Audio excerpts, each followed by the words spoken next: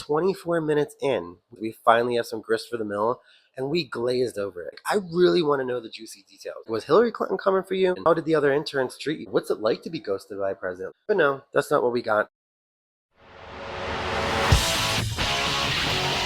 Do you know Monica Lewinsky has a podcast? You know what's crazy to me? We have all of these like celebrities or people that would never have been celebrities. Like she was a White House intern. She was nobody special. We've had a million White House interns before her. We're going to have a million White House interns after her. But because she slept with Bill Clinton, or because she did whatever she did with Bill Clinton on that desk and left that little blue dress behind, we're now stuck with her in perpetuity. And we're stuck with her now with her new Wondery podcast. It's called Reclaiming. And I said in a short, like, what is she reclaiming? Like I said, that little blue dress. That's what she should have reclaimed. However, had she done that, we wouldn't be subject to this podcast. And I'll tell you what, I would have zoomed right past it. I probably wouldn't even have given it a listen. I've seen her come in and out of the public consciousness over the years and haven't really paid her much attention. But $Huh was on her podcast, and I love me some Kesha. I feel like Kesha can either do a fun album or a serious album, but never both.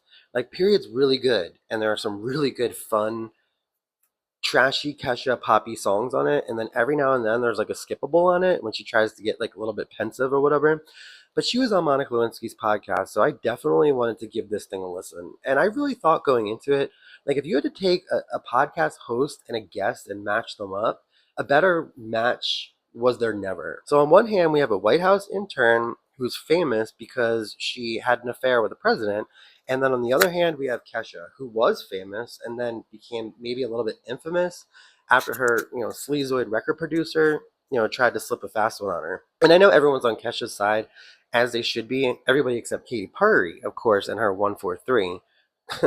But I think she suffered the consequences of that. But anyway, I was really interested to see the podcast because I thought they'd have a lot to talk about. Like I thought they'd be able to each relate their experiences, and I thought we'd hear like a really good conversation, and that's not what we got at all. At the beginning of the podcast, it became very clear that we were probably going to spend like the good portion of it talking about, like, not to quote Katy Perry with the feminine divine, but like something a little bit more mystical. Girl, are you a hippie witch too? Oh, I am woo-woo to the core. Me too. Have you ever been to Esalen?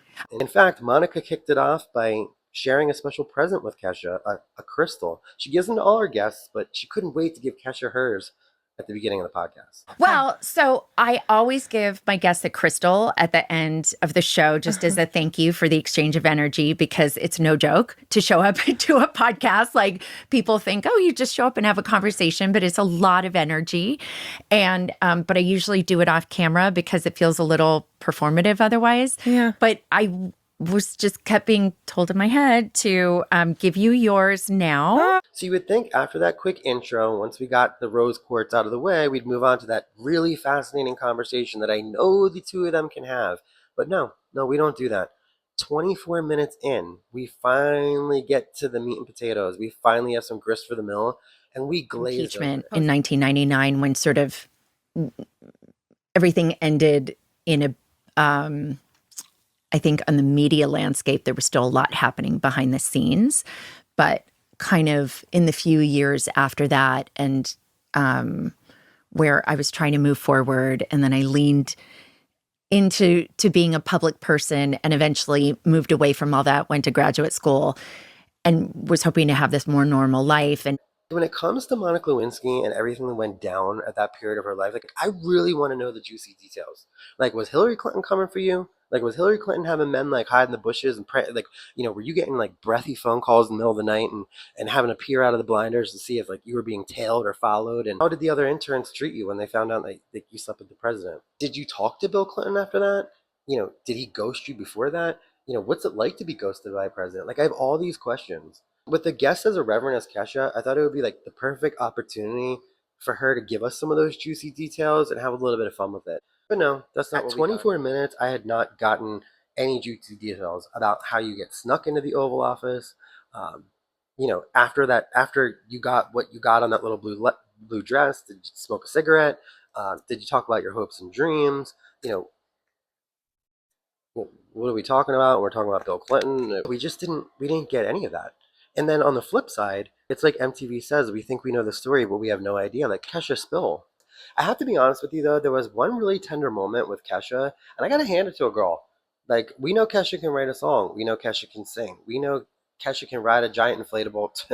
But she had a moment with Monica where Monica basically, this is where Monica tiptoed over like one of the biggest scandals in American history. And Kesha took a moment to empathize with her.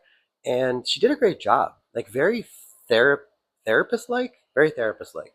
Well, I just want to say I'm sorry. I relate, and Oh. it sucks when your life is the time is going, and then you just don't feel good about it for a long period of time. It feels like years of your life are gone, and like coming to terms with that is hard. Yeah. So I'm really sorry. Yeah, thank you. And me, you. Thank you. I mean, we can text later about all our hippie shit and share notes. That was a tender moment from Kesha, and we don't see enough of those. In fact, I think Wondery should get rid of Monica and put Kesha in. I don't know how Kesha would do like in a 24 episode podcast season. I don't even know how she would do over the course of like 50 minutes. But she did really well in that moment, and I was here for that.